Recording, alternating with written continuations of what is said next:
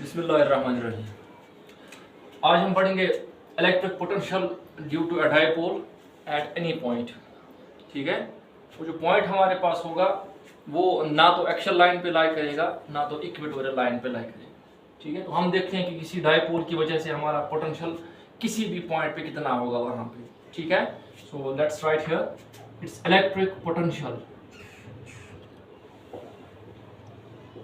Due to a dipole at any point,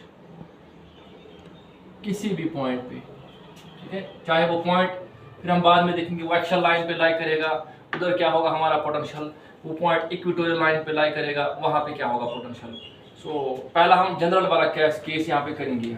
ठीक है, तो हम काम करेंगे, हम एक इधर डाइपोल ले लेते हैं, मान के चलते हैं ये हमारे पास एक डाइपोल होता है। You know dipole, it's a combination of two equal and opposite charges। ठीक है, मतलब मैग्नीट्यूड उनका सेम होगा, उनका साइन अपोजिट होगा। ठीक है, एंड उनके जो सेंटर ऑफ मास असल में होते हैं, centre of mass of the two charges they are separated by some distance. ठीक है, तो यहाँ पे हमारे पास माइनस क्यू चार्ज होगा, इधर हम माइनस क्यू रखते हैं, यहाँ पे इधर हम प्लस क्यू चार्ज रखते हैं। ठीक है, तो अगर इसका टोटल डिस्टेंस हमारे पास 2L के बराबर है तो हम सपोज करेंगे O is the centre of dipole, इसका मतलब ये हमारे पास L बनेगा यहाँ पे, this is the L here and this is also equal to L, that's L plus L that is equal to 2L। कोई पॉइंट हमारे पास है, उस पॉइंट P पे हमें निकालना इलेक्ट्रिक पोटेंशियल कितना होगा, मगर वो पॉइंट P हमारा जो होगा वो ना तो एक्सल लाइन पे लाई करेगा और ना ही इक्वेटोरियल लाइन पे लाई करेगा। Let's assume that the point lies somewhere here, इधर लाई करेगा पॉइंट P हमारा। ठीक है बेटा, अच्छा आपको पता है एक्सल लाइन पे लाई करता तो that would have been lying on the axis of the dipole somewhere here. अगर वो इक्वेटोरियल लाइन पे लाई करता that would have been lying perpendicular to this centre of the dipole. ठीक है, अभी मैंने पॉइंट P यहाँ पे ले लिया, सो हम अज्यूम करेंगे कि पॉइंट P हमारा दूर होगा at some distance r from the centre of dipole. ठीक है, from the centre of dipole से हमारे पास पॉइंट P किसी डिस्टेंस r पे लाई करेगा। ओके, अभी हमें निकालना इस पॉइंट P पे electric potential due to this charge and this charge. तो फॉर दैट हम लोग काम करेंगे, हम पहले ज्वाइन करेंगे इन दो चार्ज का distance from the point P। तो इधर हम इसको ज्वाइन करेंगे और इस चार्ज को मैं इसके साथ ज्वाइन करूंगा like this.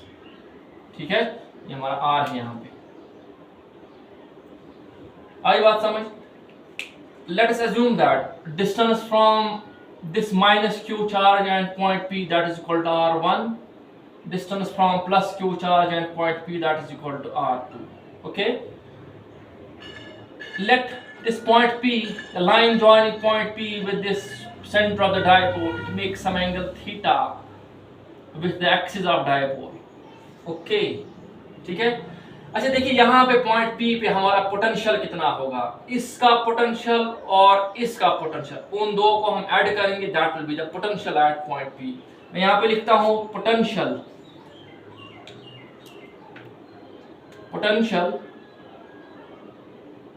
Eight P due to minus Q charge.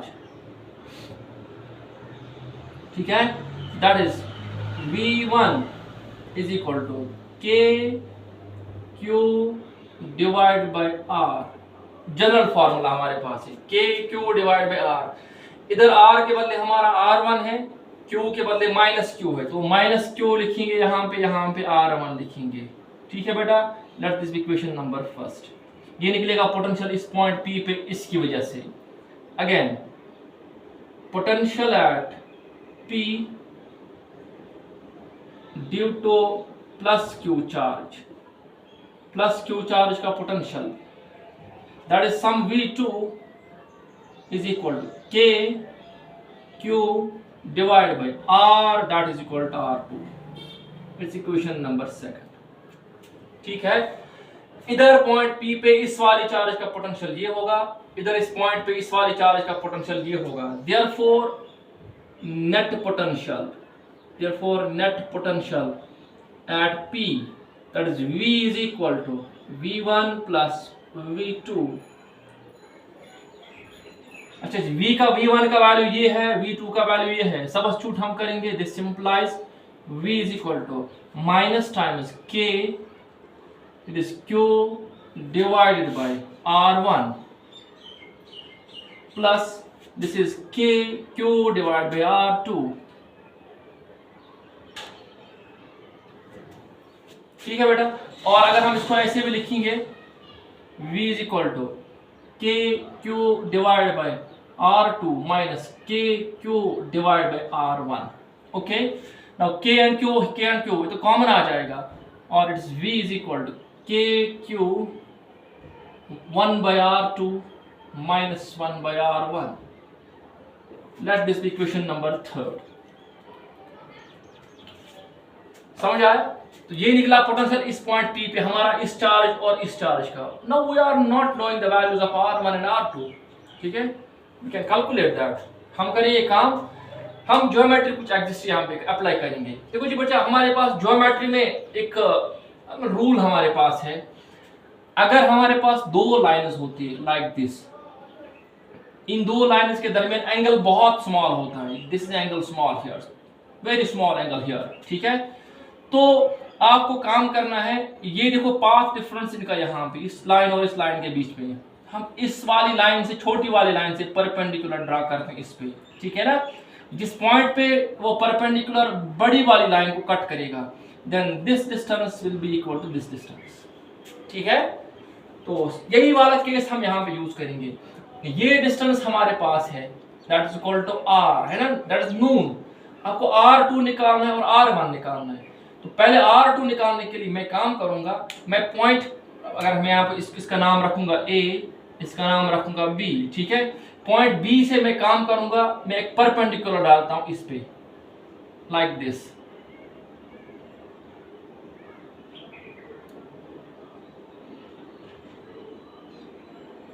इधर से मैंने परपेंडिकुलर ड्रा किया इस पे, मतलब यहां पे एंगल 90 बनता है, ये पॉइंट हमारे पास C बन गया। नाउ अब देखो, ये जो ये P से लेकर C तक जो डिस्टेंस हमारा है, ये बनेगा इक्वल टू P से लेकर B तक डिस्टेंस हमारा, that's R2 is equal to PC, ठीक है, R2 is equal to PC। मगर PC तो हमें है ही नहीं पता, हमें P से लेकर O तक पता है, दैट्स इक्वल टू R, इसका मतलब हमें O से लेकर C तक ढूंढना है, ठीक है।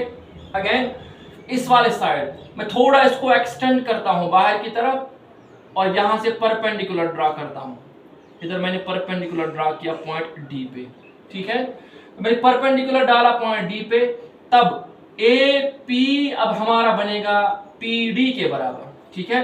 सो मैं यहां पे लिखता हूं from B draw BC perpendicular on PO such that this PB या BP is equal to PC, ठीक है, this PB या BP is equal to PC, मगर BP जो हमारा है वो है किसके बराबर, that is equal to R2, है ना, ठीक, ये R2 के बराबर है। And from A draw AD perpendicular on PD such that this AP is equal to PD is equal to R1। मतलब R1 के बदले हमारे पास PD डिस्टेंस आ गया, R2 के बदले हमारा PC आ गया। Therefore, equation 3 becomes, its V is equal to KQ, it's 1 divided by R2, that is PC, minus 1 divided by R1, that is PD, ठीक है, that is PC, this is PD, but this PC is equal to PO minus OC,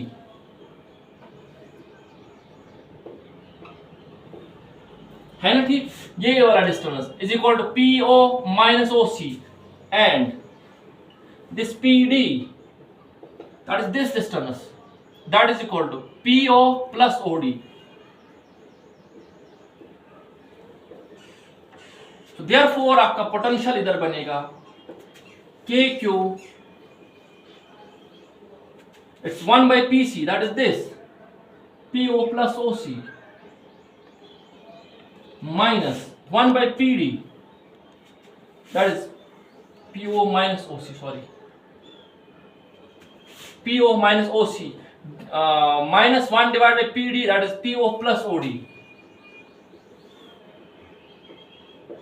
ठीक है, अब देखो यहां पे आप ये PO that is known, that is equal to R, और it's V is equal to K Q, it's 1 divide by R minus OC minus 1 divide by R plus OC।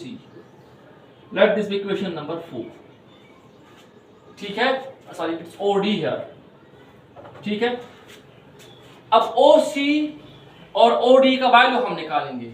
OC और OD का वैल्यू हमने, देखिए बेटा ये हमारे पास this is actually the perpendicular, this is the base here, this is the hypotenuse here. Perpendicular ये मैंने डाला, ये बनेगा परपेंडिकुलर, ये बनेगा बेस, ये बनेगा हाइपोटेन्यूज फ्रॉम ट्रायंगल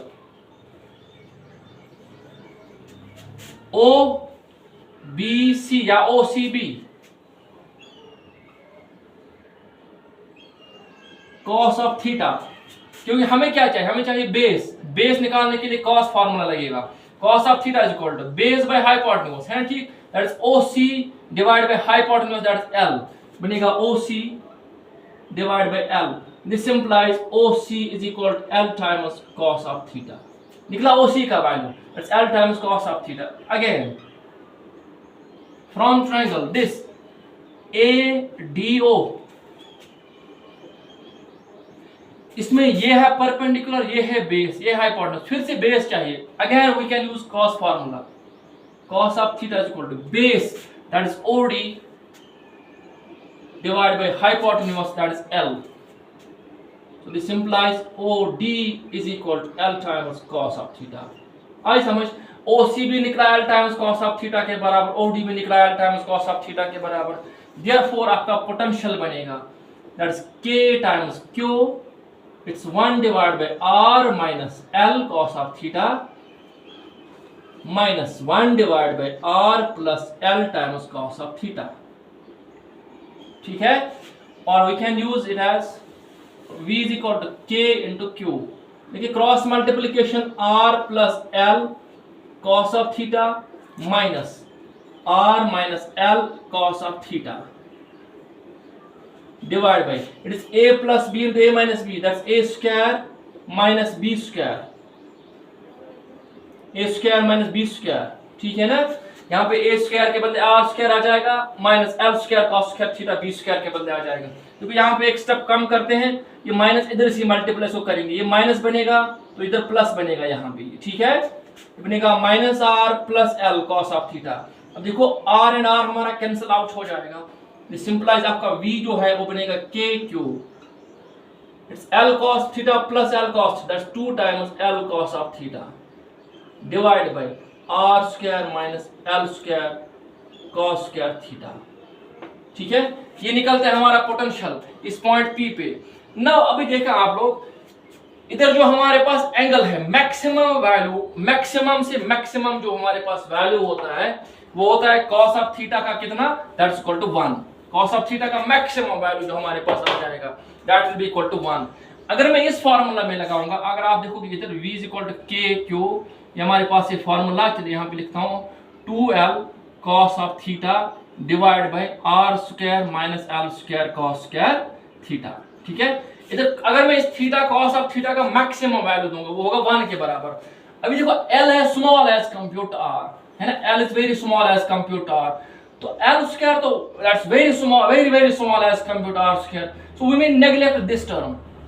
ठीक है, मैं यहां पे लिखूंगा and as L is very small, as L is very small as compared to R, therefore L square can be neglected as compared to R square। therefore हमारा वो जो इक्वेशन है V is equal to KQ 2L cos of theta divide by r square, ये बनेगा वहां पे, because हम इस पूरे फैक्टर को वहां पे नेग्लेक्ट कर सकते हैं, क्योंकि मैंने आपको बताया cos ऑफ थीटा का मैक्सिमम वैल्यू हमारे पास 1 आ सकता है, 1 into l square that's l square, तो l square को हम लोग नेग्लेक्ट करेंगे as compute r square, but you know Q into 2 into L is equal to dipole moment P, ठीक है ना, देयरफॉर आपका V जो है वो बनेगा K P cos of theta divide by r square, K P cos of theta divide by r square, ये निकलता है पोटेंशियल किसी भी पॉइंट P पे डाइपोल की वजह से। cos of theta, what is theta? It's angle between the point P and the axis of dipole. अब हम देखते हैं अगर हमारा पॉइंट P लाई करेगा एक्शन लाइन पे, उस टाइम हमारा थीटा होगा 0 के बराबर, ठीक है। सो यहां पे लिखता हूं मैं for axial line,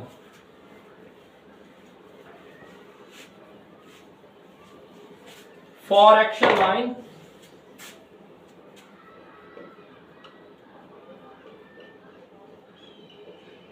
theta is equal to 0 degree and you know cos of 0 is equal to 1। अगर ये cos ऑफ 0 1 बनेगा, therefore v axial is equal to p के divide by r square. Axial line पे हमारा potential इतना निकलेगा p के divide by r square, और इक्वेटोरियल लाइन के लिए, for equatorial line theta would be 90 degree because the point would have been lying somewhere here, perpendicular to this, ठीक है, and you know cos of 90 that is equal to 0, ठीक है, therefore v equatorial is equal to 0। आई समझ, it's equation number 7। देखिए यहाँ पे potential हमारा equatorial line पे 0 निकलता है यहाँ पे, मगर एक्शन लाइन पे निकलता है P के डिवाइड बाय R स्क्वायर। मतलब हो गया ये इलेक्ट्रिक पोटेंशियल एक्शन लाइन पे मैक्सिमम होता है, इक्वेटोरियल लाइन पे 0 होता है या मिनिमम होता है। Although potential at equatorial line is equal to 0, potential at equatorial line is equal to 0, electric field हमारा 0 नहीं होता है वहां पे, वो होता है, आपने देखा होगा P के divide by R rays power 3, है ना, ठीक। वहां पे हमने जब हमने इलेक्ट्रिक फील्ड इंटेंसिटी निकाला था, वहां पे एक्शन लाइन पे ट्वाइस होता है, इक्वेटोरियल लाइन पे वो होता है 1 टाइम, ठीक है ना। तो कैसे होता है वो तो हमें पता है। अच्छा, इलेक्ट्रिक पोटेंशियल हमारा 0 होता है इक्वेटोरियल लाइन पे। ये जो इक्वेटोरियल लाइन हमारे पास होती है ना, इक्वेटोरियल एक्सिस इसको हम बोलेंगे सिंपली, ठीक है, इसको हम बोलेंगे natural axis of dipole, natural axis of dipole. ये हमारे पास जनरल एक्सप्रेशन है, किसी भी पॉइंट पे इलेक्ट्रिक फील्ड, इलेक्ट्रिक पोटेंशियल इतना होगा, एक्शन लाइन पे हमारे पास थीटा होगा 0 के बराबर, तो इतना पोटेंशियल निकलेगा। इक्वेटोरियल लाइन के लिए हमारा थीटा 90 होगा, तो पोटेंशियल हमारा इतना निकलेगा वहां पे, ठीक है। अच्छा, मैंने बोला नेचुरल एक्सिस ऑफ डाइपोल किसको बोलेंगे हम? इक्वेटोरियल लाइन को, इक्वेटोरियल एक्सिस ऑफ डाइपोल को हम बोलेंगे नेचुरल एक्सिस ऑफ डाइपोल। वहां पे इलेक्ट्रिक पोटेंशियल 0 होगा, मगर उसके बावजूद हमारा इलेक्ट्रिक फील्ड वहां पे प्रेजेंट होता है, ठीक है। आज समझ, होप आप लोगों को अंडरस्टैंड हुआ होगा, ठीक है। चलिए जी, थैंक यू।